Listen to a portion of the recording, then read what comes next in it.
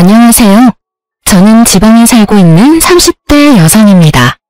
평소 사연을 들으며 아침 잠을 깨우곤 하는데요. 오늘은 제 사연을 들려드리며 구독자님들의 잠을 깨워드릴까 싶어 용기를 내 제 이혼 사연을 보내봅니다.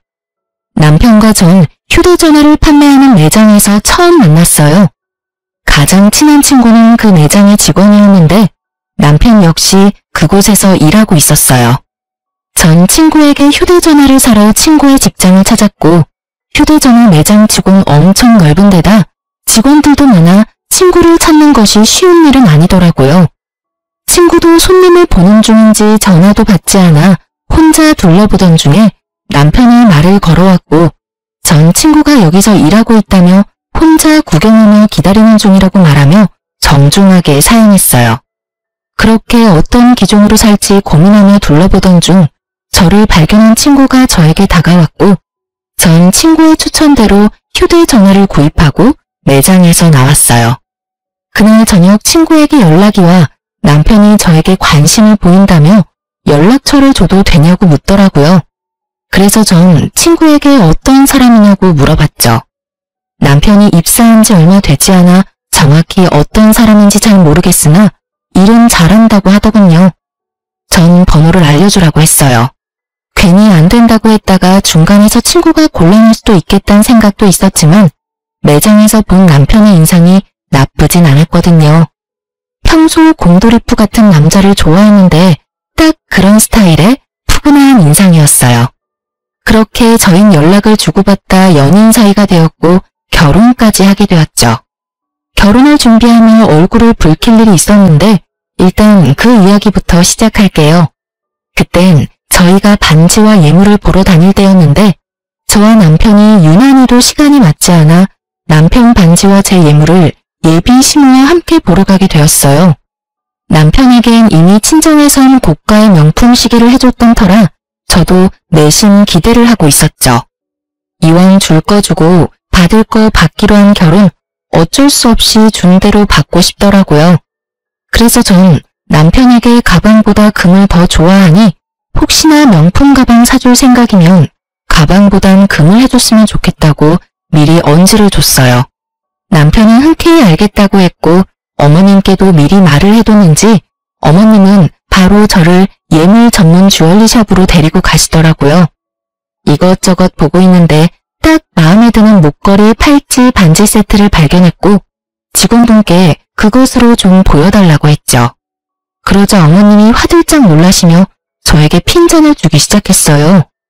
어머 유나야, 너 정말 이게 예뻐서 보여달라고 하는 거야? 네? 네 어머님, 예쁘지 않아요? 전 얇은 거보단 좀 두께감 있는 게 예쁘기도 하고 저한테 어울리기도 해서 이런 디자인 좋더라고요. 어머 얘가 진짜 이렇게 안목이 없어서야. 요즘에 누가 두꺼운 걸 두르니? 촌스럽게. 그렇게 별로인가요? 전 예쁜데 제가 이런 디자인이 잘 어울리기도 해서요. 별로야. 기다려봐라. 내가 골라주마. 얼떨결에 네라고 대답은 했지만 좀 당황스럽더라고요. 제가 차고 걸고 낄 건데 어울릴지 안 어울릴지는 제가 판단해야 하는 거 아닌가요? 그리고 요즘이 어떤 시대인데 유행을 따지나요? 제 개성에 사는 시대인데 할 말이야 많았지만 일단 지켜보기로 했습니다. 그래도 곧 시어머니가 될 뿐인데 이런 걸로 이런 곳에서 얼굴을 붉히고 싶지 않았으니까요. 거기에다가 그렇게 말씀하시는 어머님은 얼마나 대단한 안목을 가지고 계시나 궁금하기도 했고요. 한참을 고르고 고르시던 어머님은 저에게 이거 어떠냐며 물어오시더라고요. 어머님의 안목을 확인한 전 너무 당황스러워서 할 말을 잃었어요. 많고 많은 금덩이 가운데 어머님이 고르신 건 소박하다 못해 없어 보이는 실가락지 하나였고 그 옆엔 남편 반지로 딱 맞겠다며 골라두신 딱 봐도 비싸 보이는 반지가 올려져 있었고요. 이게 딱이구나. 어떻니? 이건 실가락지잖아요, 어머님. 그래, 그게 뭐 어때서 그렇니? 내 보기엔 이게 너한테 딱일 것 같구나. 한번 껴보렴. 이러시면서 제 손가락에 마구 끼워 넣는데 막을 도리가 없더라고요. 레이어드 링으로나 낄만한 반지를 무조건적으로 고급스럽다며 우기던 시모가 이내에 만족한다는 듯 손뼉까지 치며 말씀했어요. 어머나, 딱이네, 딱이야. 깔끔한 게 고급스러워 보이는구나. 너한테 딱 어울리는데 넌 어떠니? 딱 어울리지 않았어요. 그냥 한마디로 없어 보여도 그렇게 없어 보일 수가 없더라고요. 전 너무 뻔히 보이는 어머니의 속내의 당황을 넘어 어이가 없어졌고 얼마나 저를 무시하면 이럴 수가 있는지 제 상식선에선 이해가 되지 않았어요. 여러분은 이해가 되세요? 고가의 명품 시계를 해주고 실가락지 하나 받아온다는 게 제가 계산적이다, 속물이라 생각하시는 분들도 계실 수는 있겠지만 지금 생각해도 그건 아니다 싶으네요. 아무리 좋게 생각해 보려고 해도 전 좋게 생각되지 않았고 최대한 기분 나쁜 티를 내지 않으며 화장실로 일단 자리를 피했어요. 그리고 남편에게 전화를 걸었죠. 오, 자기야, 다 샀어? 내가 기가 막혀서 자기 엄마 진짜 왜 그래? 혹시 나 마음에 안 드신데? 그러신 거면 말로 하시지. 이게 무슨 꼴이야? 왜? 무슨 일인데? 흥분을 좀 가라앉히고 설명을 좀 해봐. 어머님이 글쎄 나한테 실가락지 하나 사주신다고 하더라? 내가 진짜 속물 같아 보일까봐 웬만하면 그냥 넘어가 보려고 했는데 아무리 그래도 이건 좀 아니지 않아? 너무하잖아 진짜. 뭐? 실가락지? 예물 보러 간 거 아니었어? 왜 아니겠어. 처음엔 마음에 드는 거 고르시라 하길래 적당한 걸로 골랐는데 그건 별로라고 하시면서 안목이 없다니 촌스럽다니 하시면 뭐라고 하시더니 기껏 골라주신 게 실가락지 하나야. 그러면서 내가 계산할 자기 반지는 엄청나게 굵고 비싼 걸로 고르시더라? 내가 바보도 아니고 어머님 속내가 뻔히 보이지 않겠어? 미치겠다 정말. 엄마가 왜 그러지? 미칠 사람은 나야.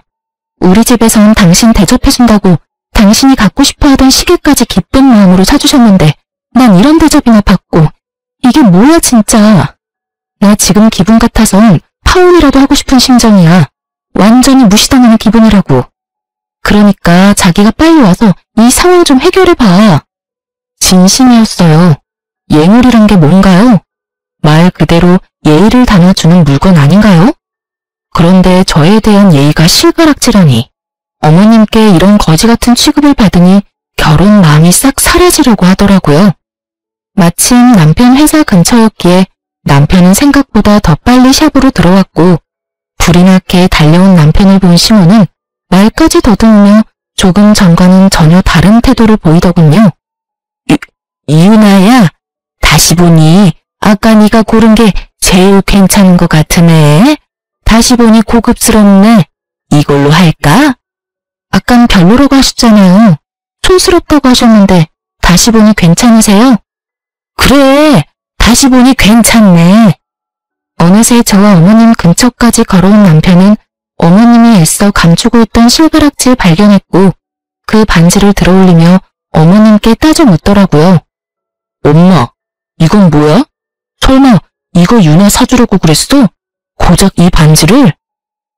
아니야. 내가 미쳤니? 절대 아니야. 지금 이 세트로 사자고 말 끊는 상황이었어, 아들.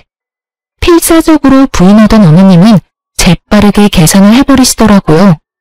뒤에 안 사실이지만 어머님은 예물을 산다는 명목으로 남편에게 꽤 큰 돈을 받았더라고요. 그러면서 실가락지 하나만 사주시라고 했으니 남편의 등장에 태세가 바뀌신 건 어찌 보면 당연한 것이었죠. 남편은 어머님을 쏘아보며 저의 눈치를 살피고 있었고 어머님은 눈을 흘기는 남편의 코앞으로 자신이 고른 남편의 반지를 내밀었어요. 아들 반지는 이걸로 골랐어. 한번 껴봐. 엄마, 이렇게 굵은 건 불편해. 그리고 결혼 반지인데 유나 반지랑 똑같은 디자인으로 해야지. 그냥 유나 반지랑 같은 걸로 할게. 남편의 말에 어머님은 눈앞에서 돈이라도 뺏긴 듯한 표정을 지으며 남편을 설득하려 애썼지만 남편은 단호했어요. 결국 어머님의 뜻대로 된 건 하나도 없는 쇼핑은 끝이 났고 저는 기분이 나쁘기도 했지만 꽤 만족스러운 결과였어요. 앞으로의 시댁 생활이 걱정되지 않는 것은 아니었지만 저의 연락 한 통이 달려와 상황을 정리하는 모습을 보며 충분히 잘 헤쳐나갈 수 있다고 생각했어요. 그런 제 생각은 크나큰 오산이었더라고요. 어머님은 생각보다 더 대단한 사람이었고 남편이란 방패막이도 한계가 있었죠. 시댁과 친정은 우연히도 한 동네였을 뿐 아니라 꽤 가까운 거리였는데 그 가운데 신혼집이 있었어요. 벌써 한숨과 탄식이 나오시죠? 저라고 왜 안 그랬겠어요? 전 좀 더 먼 곳에서 살고 싶다고 강하게 어필했지만 어머님이 이것만은 양보 못한다며 노발대발 난리를 피우는 바람에 제가 양보하게 되었어요. 친정도 가까우니 그것의 위안으로 삼기로 한 것이었죠. 그렇게 저흰 봐두었던 아파트 대신 주택에 전세로 들어가게 되었고 어머니는 틈만 나면 저를 불러대더라고요. 전 광고 쪽에 프리랜서로 일하고 있던 터라 집에서 일하는 경우가 대부분이었기에 꼼짝없이 불려다닐 수밖에 없었어요. 남편에게 다 알리고 또 방패막이 되어달라 할까 하는 생각도 하지 않았던 건 아니었지만 그 당시에 남편이 바쁘기도 했고 그렇게 한다 한들 인연 끊을 것도 아닌데 굳이 얼굴 붉힐 일 만들지 말자 싶어 남편에겐 아무 말도 하지 않았어요. 그렇게 전 시댁에 불려다녔고 모든 것이 짜증났지만 제일 짜증이 나는 것은 저의 차림에 대한 어머님의 간섭이었어요. 하루는 휴대전화를 보여주며 말하시더라고요. 유나야, 이것 좀 보렴. 이게 뭐예요? 옷이네요. 이게 왜요, 어머님? 어머님이 보여주신 것은 청담동 재벌집 며느리들이나 입을 법하고 비싸지만 엄청 불편한 투피스였어요. 왜 있잖아요. 드라마에서 보면 재벌집 며느리들이 입고 있는 그런 옷들이요. 투피스 말고도 다른 옷들도 보여주셨는데 딱 그런 옷들만 보여주시더라고요. 혹시나 전 어머님이 사주신다고 하면 불편한 옷은 손이 잘 안 간다며 감사하지만 괜찮다고 해야겠다고 생각했고 어머님은 저의 예상과는 전혀 다른 말씀을 하시더라고요. 앞으로 우리 집에 올 땐 이렇게 차려입고 오려무나. 암만 그래도 내가 동네에서 위신과 체면이 있는 사람인데 네가 그런 꼴로 동네를 나돌아다니면 되겠니? 제 꼴이 어때서? 몰라서 묻니?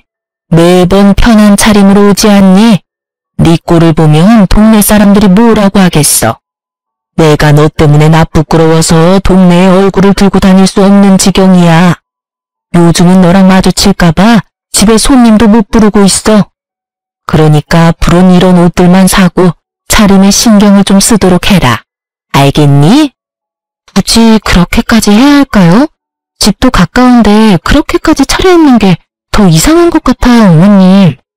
시댁이랑 가까우면 막 와도 된다는 법이라도 있니? 난 그런 꼴은 못 본다. 네가 내 며느리가 된 이상 이것만큼은 내 뜻에 따르거라.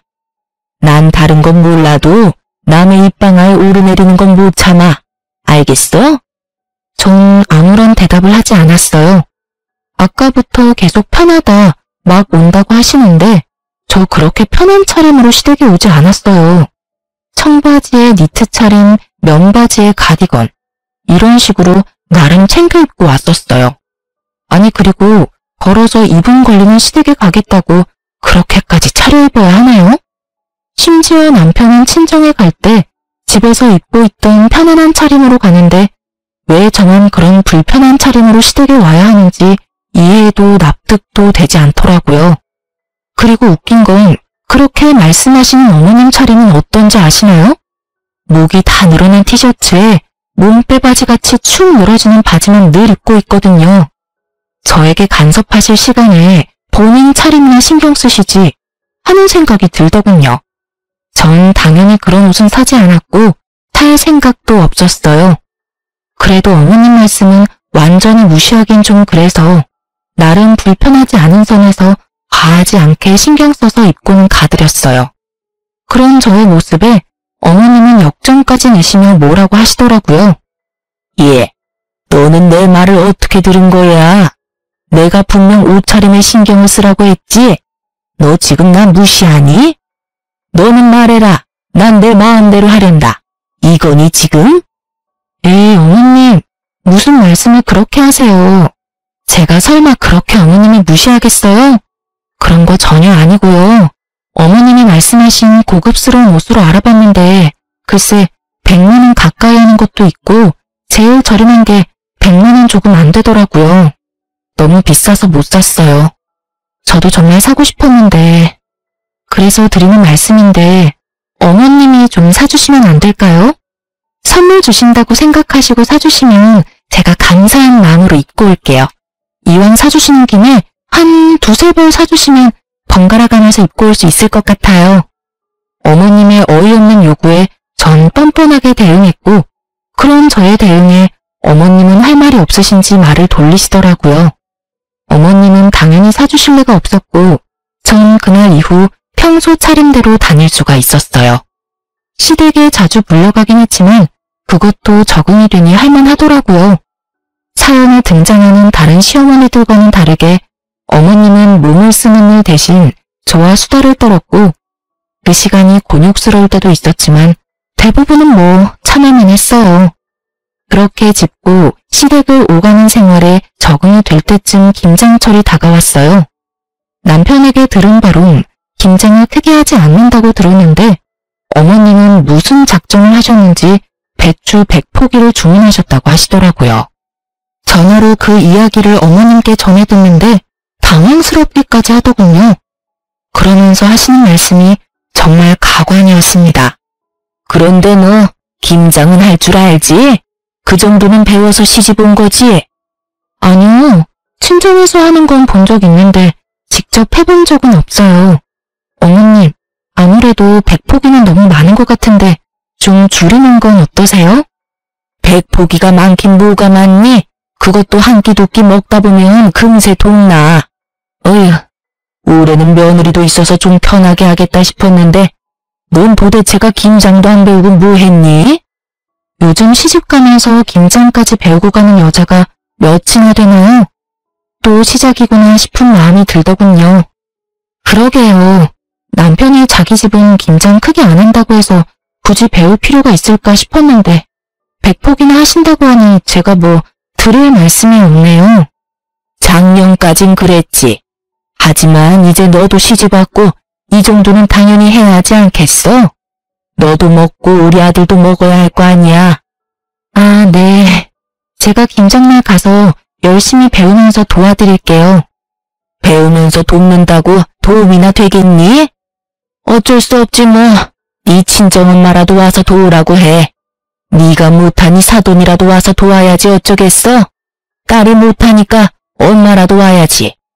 저희 엄마요? 아, 같이 하시고 나누시게요? 어차피 엄마도 김장하시니까 한번 여쭤볼게요. 아마 좋다고 하실 것 같긴 하네요. 예, 그게 무슨 소리니? 나눠주긴 뭘 나눠줘? 그냥 와서 너 대신 일만 하라는 뜻이다. 이때까지 내가 한 말 뭐로 들었니? 100포기 가지고 누구 코에 붙인다고 그걸 나눠줘?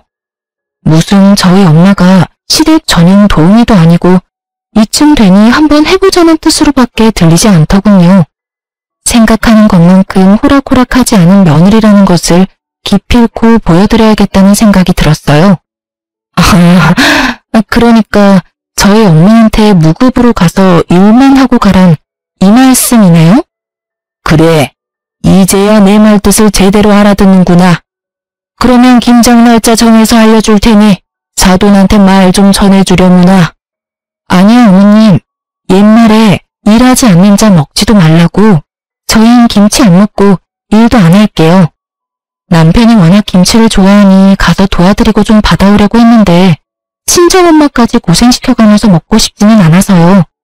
그깟 김치 안 먹어도 되니까 어머님 혼자 하시고 아버님이랑 사이좋게 나눠드세요. 그러면 끊을게요. 들어가세요, 어머님. 저는 전화를 끊어버렸고 그 뒤로 오는 어머님의 전화는 받지 않았어요. 어머님의 생각이 가당치도 않아 헛웃음만 나오던 그때 계속해서 어머님이라고만 뜨던 휴대전화 액정에 친구 이름이 보이더라고요. 그 친구는 남편과 함께 일하는 친구였는데 전화 올 시간이 전혀 아닌데 전화가 와. 혹시 남편에게 무슨 일이 생겼나? 싶은 마음에 급하게 전화를 받았어요. 여보세요? 이 시간에 무슨 일이야? 일하는 시간 아니야? 숨 좀 쉬면서 물어라. 일하는 시간 맞는데 네 남편이 연락이 안 돼서. 집에 없어? 급하게 일 때문에 물어볼 게 있는데 전화를 안 받네. 응? 그게 무슨 말이야? 우리 남편 오늘 출근 안 했어? 아침에 출근한다면서 나갔는데? 에? 아닌데? 네 남편 오늘 연차 썼는데? 이게 무슨 상황이야 대체? 그러게, 일단 전화 끊어봐봐. 내가 다시 전화할게. 친구의 말대로 이게 무슨 상황인가 싶더라고요. 오늘 아침 출근한다며 나간 남편의 뒷모습이 아직도 기억에 생생한데 연차를 쓰고 출근을 하지 않았다뇨? 갑자기 불안하더라고요. 남편이 허튼 짓 한다고 상상조차 못했던 터라 남편의 행방은 가늠도 되지 않은 채 그저 불안했어요. 그렇게 밀려오는 불안함으로 눈알만 굴리고 있는 그때 순간적으로 남편과 연애 시절 썼던 커플 앱이 떠오르더라고요. 그 앱엔 위치 추적 기능이 있었는데 아주 정확하진 않아도 꽤 괜찮았던 기억이 났어요. 전 주저하지 않고 남편의 위치를 확인하니 어느 공원이었고 전 외투와 지갑을 챙겨 남편이 있는 곳으로 향했어요. 출근을 하지 않은 남편 그리고 공원. 택시를 타고 가는 내내 저의 머릿속에 온갖 불안감 가득한 상상들이 오갔어요. 그중 남편의 외도에 대한 상상은 단 하나도 없었기에 택시에서 내려 남편을 찾은 저는 큰 충격에 빠지게 되었어요. 네, 남편은 출근한다며 저를 속이고 나가선 낯선 여자와 커플 자전거를 타고 있더라고요. 매서운 바람이 부는 추운 날 뭐가 그렇게도 좋다고 자전거를 타며 그리도 해맑게 웃고 있는지. 저는 무의식적으로 몸을 숨기고 남편을 훔쳐보았고 혹시 모르는 상황을 대비해 사진도 찍어두었습니다. 이런 상황에서 사진이나 찍을 정신이 있을까 했었는데 머리보다 손이 먼저 움직여 사진을 찍고 있더라고요. 그렇게 전 남편과 상간녀를 뒤쫓으며 두 사람의 행복한 모습을 사진으로 남겼고 그러는 와중 남편이 휴대전화를 2대 쓰고 있다는 사실을 알게 되었어요. 제가 아는 남편의 휴대전화는 저와 커플로 S사 휴대전화였는데 상간녀와 함께 있던 남편의 손엔 사과 휴대전화가 들려있더라고요. 외도 사실을 확실하게 확인한 저는 집으로 돌아왔고 그제서야 눈물이 나더라고요. 어머님이 틈만 나면 시댁으로 불러 귀찮게 하는 것도 툭툭 뱉는 말로 상처를 주시는 것도 남편만 보며 참고 견뎠어요. 누구보다 가정에 헌신적이고 저를 사랑해준다고 생각했기에 어머님의 괴롭힘도 남편에게 알리지 않고 혼자 해결하며 지냈던 것인데 남편의 사랑은 거짓이었고 저의 무조건적인 믿음과 사랑을 이런 식으로 돌려준다고 생각하니 눈물이 멈추지 않더군요. 저는 제가 생각했던 것보다 남편을 훨씬 더 사랑하고 있었더라고요. 그런 제 마음은 그 많은 눈물과 함께 흘렀고 마음의 진정이 찾아올 때쯤 저의 머릿속엔 딱 2글자만이 남았더군요. 복수. 이제 저에게 남은 건 복수뿐이었고 어떻게 하면 이 상처받은 마음을 달랠 수 있을까 생각했어요. 일단 아무렇지 않은 척을 하며 더 많은 사실을 알아내기로 결정했어요. 상간녀의 신상부터 해서 두 연놈이 언제 처음 만났고 어디까지 진전이 된 사이인지 다 알아야만 했으니까요. 저녁이 되자 평소와 다름이 없는 모습의 남편이 돌아왔고 전 역시 평소와 똑같은 모습으로 대하며 남편이 잠들기만을 기다렸죠. 12시가 넘어갈 무렵 남편은 잠이 들었고 전 남편의 차로 향했어요. 남편이 씻는 사이 가방과 옷가지를 뒤졌었는데 그곳엔 사과 휴대전화가 없었으니 남은 곳은 차뿐이었죠. 저의 예상대로 2번째 휴대전화는 남편의 차 안에 있었고 전 쉽게 잠금을 풀고 판도라의 상자를 열었습니다. 그 상자 속엔 정말 보고 또 봐도 경악스러운 사실들이 무수히 쏟아져 나오더군요. 저의 남편은 생각보다 더욱더 능력자였어요. 그때 당시 연락하고 있던 여자가 1명도 아니고 2명도 아니고 무려 5명이나 되더라고요. 너무 황당하고 어이가 없으니 웃음이 터져 나오는데 속된 말로 미친년처럼 소리내서 웃었어요. 그러면서도 손을 부지런히 움직이며 눈은 열심히 상간녀들과의 대화를 읽어나갔죠. 처음 만난 시기, 애정의 정도와 그에 따른 진도는 각기 달랐지만 방법만큼은 소름이 끼치게 똑같더군요. 다들 지금 머릿속에 떠올리고 계신 그 방법이 맞아요. 남편은 직장에서 휴대전화를 판매하며 여자들을 꿰었고 그것은 저와의 첫 만남과 아주 많이 닮아 있었어요. 이보다 더 절망스러운 느낌은 없을 것만 같았는데 절벽에서 겨우 매달리고 있다가 떨어진 것처럼 절망스럽더라고요. 그 절망 가운데 한 가지 충격스러운 사실은 이 여자들은 모두 남편이 유부남인 걸 모른다는 사실이었어요. 결혼 정년기인데 집에선 결혼 이야기가 없는 둥 남편이 총각 행세를 했음을 증명하는 내용들이 있었으니까요. 모든 내용을 살펴본 저는 여자들이 알았든 몰랐든 외도는 외도이니 전화번호를 포함한 모든 것들을 제 휴대전화로 옮겼어요. 그리고 집으로 돌아와 생각을 정리했죠. 이렇게나 빨리 모든 증거를 잡을 수 있을 거란 생각도 못했는데 생각보다 빨리 그리고 월척을 낚아 심장이 빨리 뛰더라고요. 더 이상 파봤자 나올 것도 없어 보였고 무엇보다 더는 그 인간과 한 공간에 있고 싶지 않았던 터라 머릿속에 가득한 계획을 실행하기로 했죠. 그렇게 날이 밝았고 밤을 꼴딱 지새운 저와는 달리 아주 푹 잔 남편은 밥 한 그릇을 다 비우고 출근했어요. 밥 한 톨 남기지 않고 싹싹 긁어먹는 남편을 보며 오늘 하루 고단할 테니 잘 먹어두라고 속으로 말했네요. 내가 차려주는 마지막 만찬이라고요. 남편이 나가고 얼마 지나지 않아 친구에게서 전화가 걸려왔고 그때부터 친구의 생중계가 시작되었어요. 유나야, 네 말대로 여자들이 찾아왔어. 5명 다 찾아왔다고. 진짜 전부 유부남인 줄 몰랐나 봐. 매장 문 열기 전부터 와서 기다리고 있더라니까. 단단히 벼르고 왔나 봐. 표정들이 얼마나 살벌하던지 눈도 못 마주치겠더라니까. 네, 그렇습니다. 전 그 상간녀들에게 문자를 보내 당신들이 만나고 있는 남자는 유부남이라며 등본과 함께 결혼사진을 보내주었어요. 그러면서 각자 복수는 알아서 하라고 했죠. 그렇게 하면 속은 거란 여자들이 어떻게든 행동을 취할 테고 그렇게 해서 상간녀와 피해자를 가리기로 한 것이었어요. 저의 연락을 받고도 아무 행동도 취하지 않는 여자가 있다면 그 여자는 상간녀로 간주하고 승소, 패소와 상관없이 상간녀 소송을 진행할 계획이었죠. 5명의 여자 중 1명 정도는 남편이 유부남인 걸 알고 있진 않을까 했는데 이러한 제 예상과는 달리 5명 다 정말 피해자였더라고요. 1~2명 정도는 저에게 연락이 올 줄 알았는데 5명 다 매장으로 찾아갔다니 참 대단한 여자들만 골라서 만났다 싶더라고요. 지금 난리 났어. 네 말대로 전부 여기서 휴대전화 산 사람들이었어. 유부남 주제에 만나달라고 그렇게 쫓아다니면서 소리 지르고 울고 난리야. 1번 여자가 방금 미친놈 따귀를 때렸고 2번 여자도 때릴 건가 봐. 어머, 힘이 좋네. 줄 서서 기다리는 거 보니까 나머지도 다 때릴 건가 보다. 친구는 얼마나 중계를 잘해주는지 마치 제가 그 현장에 있는 듯한 기분이었어요. 돌아가면서 다 때렸고 이제 머리채 잡았어. 어머 유나야. 난리다 진짜. 여기 2 여자 똑같은 반지 끼고 있어. 대박. 프로포즈도 비슷하게 했나봐.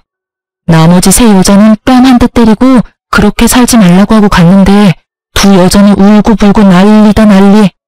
이야, 저거 완전 쌍놈이네. 어떻게 똑같은 반지를 사주냐? 그것도 유부남이? 지금 여자들 반지 빼서 저 새끼한테 던졌어. 흥미진진한 생중계를 듣고 있는데 웃음이 다 나더군요. 남편이 당하고 있는 꼴이 통쾌해서도 있었지만 어이가 없어서도 있었어요. 유독 2명의 여자와 나눈 대화 내용이 예사롭지 않다 싶더니 결혼 이야기까지 오갔나 보더라고요. 유부남이 간도 크지. 프로포즈라니요? 반지라니요? 도대체 무슨 생각으로 그딴 짓까지 하고 돌아다닌 것인지 제 상식에선 도저히 알 수가 없었어요. 통화 너머로 들려오는 현장은 욕설과 울부짖음으로 가득했고 친구는 이제 거의 끝나간다며 나중에 다시 통화하자며 전화를 끊더라고요. 생중계가 끝난 뒤 또 다른 통쾌한 복수가 있을까 고민에 빠졌어요. 그렇게 이리저리 머리를 굴려보고 있는데 집 밖이 소란스럽더라고요. 언뜻 싸우는 소리 같았는데 들리는 목소리가 이상하게 귀에 익어 나가보니 글쎄 저희 집 앞에 어머님과 친정엄마가 마주보고 서 있더라고요. 우연히 마주친 것인지 아니면 어머님이 엄마를 부른 것인지 알 수는 없었으나 한 가지는 분명히 알겠더라고요. 어머님이 일방적으로 엄마에게 화를 내고 있다는 사실을요. 어머님은 매서운 눈빛으로 엄마를 쏘아보고 있었고 엄마는 고개를 숙이고 있더군요. 내가 며느리한테 네가 김장을 할 줄 모르니 네 엄마라도 불러서 일 도우라고 하니까 뭐라고 했는 줄 아세요? 글쎄 타동딸이 친정엄마 고생시키기 싫다고 나 혼자 김장해서 아버님하고 나눠 먹으라고 말합디다. 그러곤 전화를 뚝 끊어버리는데 아니 이런 법도가 어디 있습니까? 말하는 싸가지는 둘째치고 어른이 전화를 끊지도 않았는데 자기 할 말만 하고 전화를 끊다니 내가 살다 그런 꼴은 또 처음 봤지 뭐예요. 사돈이 딸 교육 잘 시켜준 덕분에 제가 별꼴을 다 당해보네요. 감사합니다 사돈. 기분이 많이 상하셨나 보네요 사돈. 걔가 그럴 애가 아닌데 왜 그랬나 모르겠네요. 아마 요즘 안 좋은 일이 좀 있었나 보네요. 안 좋은 일이 있으면 어른한테 그런 식으로 굴어도 된다는 말입니까? 사돈이 이런 식으로 감싸고 도시니 유나가 그렇게 버릇이 없지 않습니까? 감쌀 게 따로 있지. 그렇게 버릇없이 굴면 친정엄마가 나서서 그 버르장머리를 고쳐주셔야죠. 아니요. 제가 유나 불러다 한 소리 할 테니 그만 마음 푸세요. 한 소리 가지고 되겠어요? 아주 눈물나게 혼구멍을 내줘야 한다고요. 다시 생각해도 황당하네요 정말. 어찌 그렇게 자기 할 말만 하고 전화를 또 끊는지. 자기는 김치 따위 안 먹어도 된다고 하는 말이 아직 귓가에 울린다고요. 그놈의 김장이 뭔지 그놈의 딸이 뭔지. 딸 가진 것이 죄인이라고 잘못도 없는데 고개를 숙이고 있는 엄마를 보니 정말 눈이 확 돌아가더라고요. 전 계획적인 복수고 나발이고 그냥 다 터뜨리고 여기에서 끝내야겠다는 생각이 들었고 고개 숙인 엄마 앞을 나가서며 어머님께 말했어요. 어머님, 할 말 있으시면 저한테 하세요. 애꿎은 사람 잡지 마시고요. 그래? 그렇게 소원이라면 그렇게 해주마. 너 누구한테 어떻게 배웠길래 버르장머리가 그 지경인 게야? 어른한테 그따위로 하면 안 된다는 거 정도는 기본 소양 아니니? 어머님의 언성과 콧대가 높아지면 높아질수록 동네 사람들은 몰려들었고 한마디씩 더 하기 시작하더라고요. 그래서 전 동네 사람들이 다 들을 수 있게 고래고래 소리를 질러주었어요. 저한테 기본적인 소양 따질 시간에 본인 아들부터 잘 가르치시죠? 소양, 예의, 버릇 좋아하시는 그쪽 아들분이 지금 꼴같지 않게 바람을 피우고 있어요. 그런데 제가 기본적인 소양 지켜가며 김장이나 하게 생겼어요? 저희 엄마가 일이나 하게 생겼냐고요. 저의 말에 한순간에 판도는 뒤집혔고 평소 동네에서 큰 소리를 치며 대장질하던 어머님의 얼굴이 순식간에 달아오르더라고요. 그 옆에 고개를 숙이고 계시던 엄마도 많이 놀라셨는지 저를 보시더라고요. 너, 그 말이 다 사실이야? 유서방이 바람을 피웠어? 사실은 무슨, 당연히 다 거짓말이죠. 너 이게, 그게 무슨 말도 안 되는 모함이야? 다른 것도 아니고 바람이라니. 내 아들은 절대 그럴 리가 없다. 아, 그렇고 말고. 확신에 가득 차 노발대발하는 시민에게 휴대전화에 가득한 증거사진과 대화들을 보여주며 크게 읊어드렸죠. 주변에서 싸움 구경하던 이웃들이 다 들을 수 있도록 말이죠.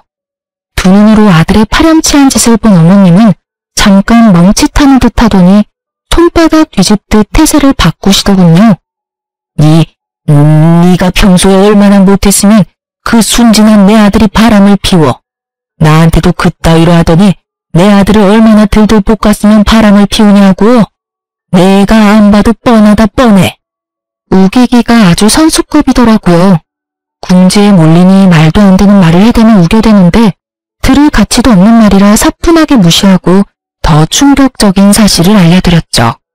그 순진하신 분이 글쎄 1명도 아니고 2명도 아니고 무려 5명이랑 바람을 피우고 있더라고요. 거기다 유부남인 것도 속이고 만났던데요. 그거 사기예요, 사기. 얼마나 순진하시면 사기까지 치고 다니는지. 2번 순진했다간 아주 큰일 나겠더라고요. 거기에다가 그중 2명한테는 프로포즈까지 했다고 하더라고요. 똑같은 반지까지 사줬다고 하던데. 조만간 아드님 깜빵 가게 생겼어요. 5명이라는 말이 어지간히 충격적이었는지 어머님은 눈도 깜빡하지 못하고 서 있더라고요. 동네 분들도 많이 놀라셨는지 잠시 멍해들 계시다가 이내 수근거리시며 남편과 어머님을 향해 찰진 욕을 내뱉기 시작했어요. 가만히 듣던 어머님은 화가 머리끝까지 나셨는지 다짜고짜 제 뺨을 때리시더라고요. 말릴 새도 없이 두 눈 앞에서 딸이 맞는 모습을 본 엄마는 주저하지 않고 시모의 머리채를 잡으셨고 시모 역시 엄마의 머리채를 잡았어요. 네가 감히 누구 앞에서 누굴 때려?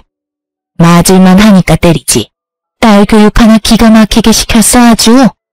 갑작스럽게 벌어진 상황에 당황스러운 것도 잠시 두 사람을 제지하기 위해 제가 나서봤지만 저 혼자의 힘으론 역부족이더라고요.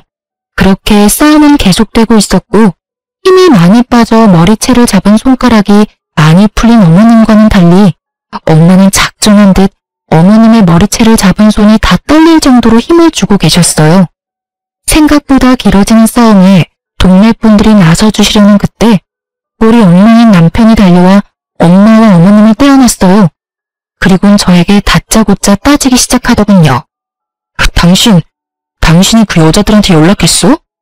화낼 사람이 누구인데 양심도 없이 따지는 걸까요?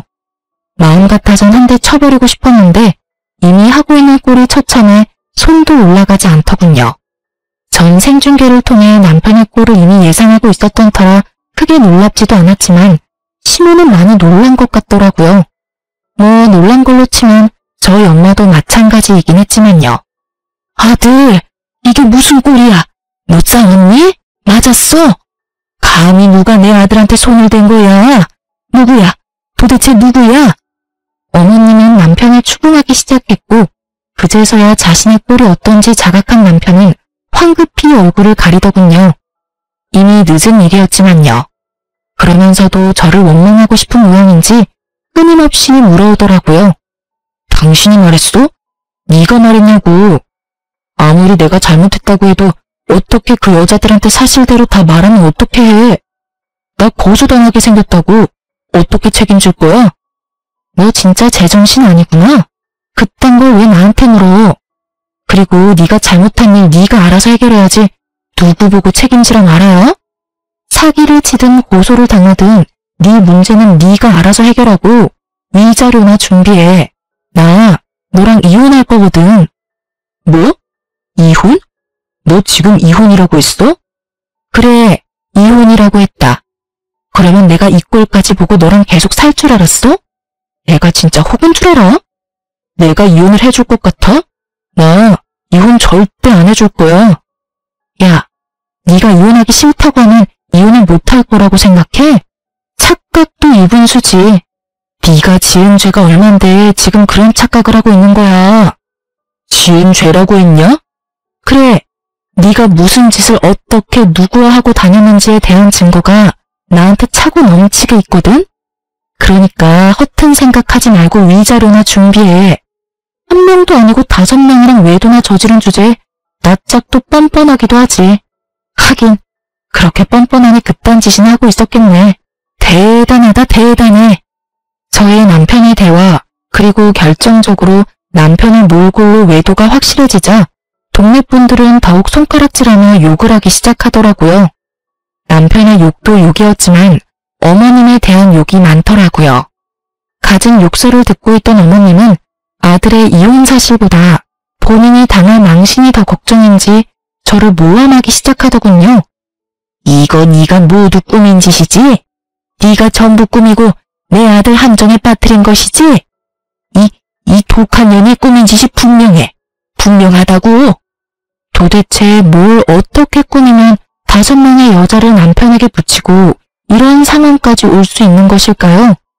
전 더는 이 인간들과 얼굴을 마주하고 싶지도 시시비비를 따지고 싶지도 않더라고요. 그래서 저는 어머님의 손길을 가뿐히 쳐내고서 남편 쪽으로 어머님을 밀쳐버렸어요. 그리고는 남편을 향해 말했죠. 야, 네 엄마 데리고 당장 꺼져. 지금 당장 꺼지지 않으면 증거로 모아뒀던 사진들 여기 계신 모든 분께 구경시켜 드릴 거야. 그냥 하는 말 아닌 거 알지? 제가 눈을 희번덕거리며 말하니 남편도 주변 시선에 신경이 쓰였는지 시모를 모시고 시댁으로 갔고 그 길로 전 이혼을 진행했어요. 바로 변호사를 선임했고 소송을 걸었어요.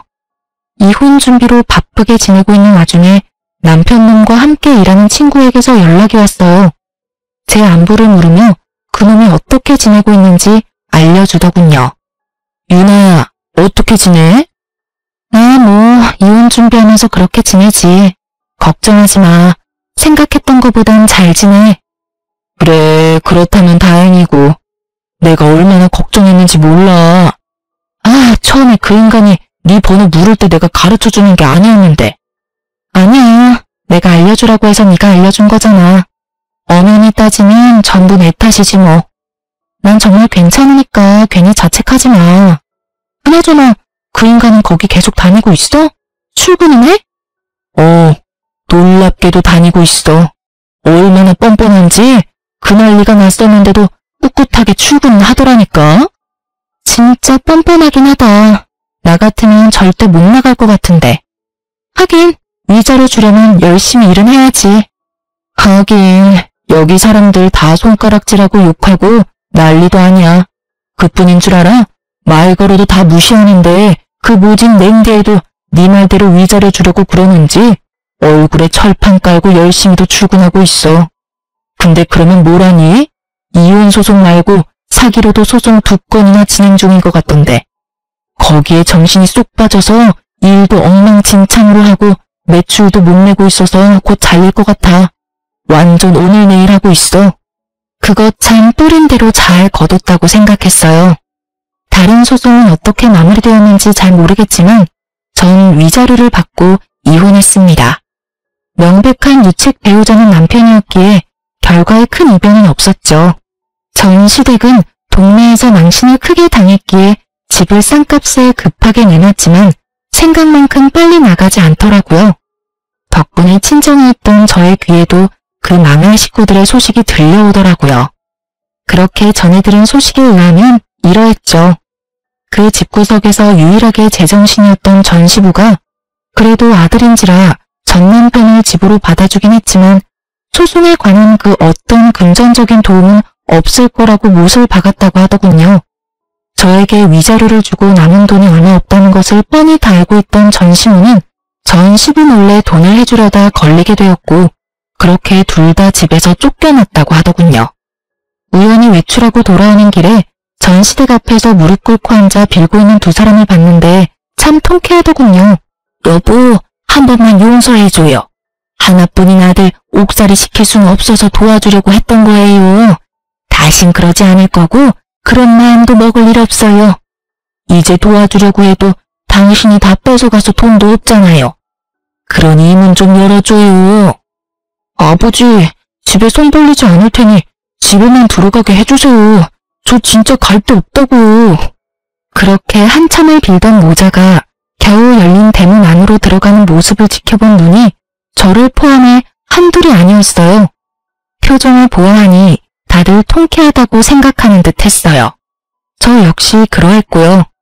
전 남편은 당연스럽게 2건의 소송에서도 졌고 누구에게도 그 어떠한 도움을 받을 수 없었던 전 남편은 결국 대출받아 그 많은 여자들에게 위자료를 줬다고 하더군요. 그 어마어마한 대출 빚을 갚기 위해 밤낮 없이 공사판을 전전하며 일용직으로 일하고 있다고 했어요. 그렇게 마지막까지 통쾌한 소식만을 전해주던 전 시댁은 집이 팔리자마자 이사를 가버렸고 그 후론 소식을 들을 수 없었어요. 동네에 소문까지 나며 이혼을 하게 된 저는 엄마가 걱정이 됐어요. 평소 동네 분들과 왕래가 잦은 엄마인데 제가 잘못한 것은 없었어도 어찌되었든 불미스러운 일이 있었으니까요. 하지만 그 걱정은 쓸데없는 것이었더라고요. 엄마 말로는 그간 순둥순둥한 엄마의 얼굴에 알게 모르게 무시하던 동네 분들이 계셨었는데 그날 엄마가 싸우는 모습을 보시곤 아주 친절하게 대해주신다고 하시더라고요. 그러면서 앞으로는 참지 않고 살 거라고 하시는데 한참을 우셨어요. 요즘 제 근황을 말씀드리자면 전 남편한테 받은 위자료로 작은 사무실을 차렸어요. 그 사무실에서 먹고 자며 하던 일을 계속하고 있어요.